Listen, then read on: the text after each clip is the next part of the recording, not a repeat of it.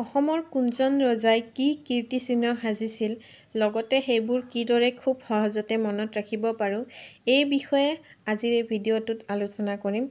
তাৰ বাবে আমি এখন লিষ্ট বনাব লাগিব।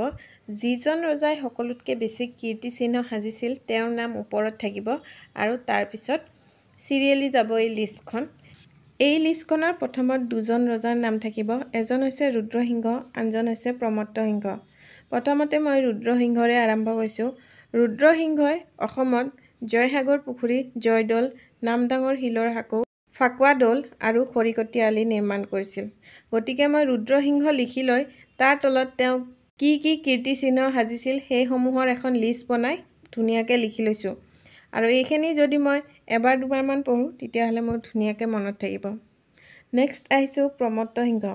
প্ৰমত্তসিংহই অসমত ৰংঘৰ, শুক্লেশ্বৰ দেৱালয়, ৰুদ্ৰেশ্বৰ দেৱালয়, মেছাগড় পুখুৰী আৰু জনাৰ্দন দেৱালয় নিৰ্মাণ কৰিছিল। তেওঁ 5টা কীৰ্তিচিহ্ন নিৰ্মাণ কৰিছিল অসমত। এতিয়া আহিছোঁ 5টা কীৰ্তিচিহ্ন নিৰ্মাণ কৰা ৰজাৰ নাম হৈ গ'ল। 4টা কীৰ্তিচিহ্ন নিৰ্মাণ কৰা ৰজাজন হৈছে ৰাজেশ্বৰ সিংহ। ৰাজেশ্বৰ সিংহই এতিয়া কি নিৰ্মাণ কৰিছিলে? তেওঁ নিৰ্মাণ কৰিছিল তলাতল ঘৰ, কাৰেংঘৰ, বশিষ্ঠ আশ্ৰম আৰু নৱগ্ৰহ মন্দিৰ। এইকেইটা হৈছে ৰাজেশ্বৰ সিংহই নিৰ্মাণ কৰা কীৰ্তিচিহ্ন। এইখিনিও মই আগৰ নিচিনাকৈ ধুনীয়াকৈ লিষ্ট বনাই লিখি লৈছোঁ যাতে মনত ৰাখিবলৈ সুবিধা হয়। এতিয়া আহিব গদাধৰ সিংহ।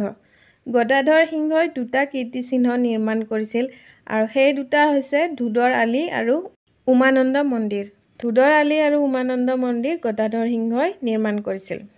তাৰপিছত আহিছে বৰৰজা অম্বিকা কোঁৱৰী।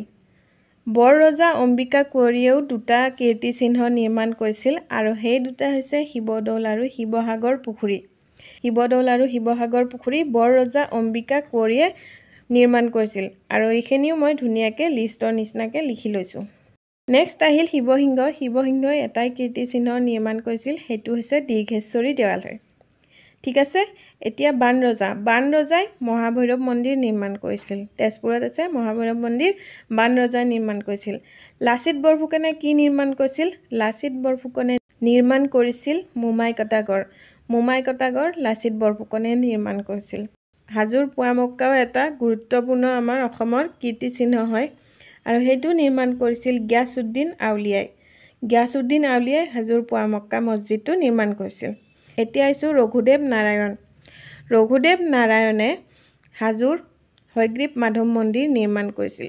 লাষ্টৰ প্ৰথমতে আহিল 5টাকৈ যোনে নিৰ্মাণ কৰিছিল, তাৰপিছত 4টাকৈ কীৰ্তিচিহ্ন যোনে নিৰ্মাণ কৰিছিল, তাৰপিছত 2টা, তাৰপিছত যিসকলৰ নাম আহিছে তেওঁলোকে এটাকৈ কীৰ্তিচিহ্ন নিৰ্মাণ কৰিছে। গতিকে তোমালোকে এনেকৈ যদি লিষ্ট বনাই পেলাই মই দিয়া নিচিনাকৈ কপি কৰি যদি ৰিভিজন কৰা, এবাৰ দুবাৰ কৰিলে তোমালোকৰ ধুনীয়াকৈ মনত থাকি যাব।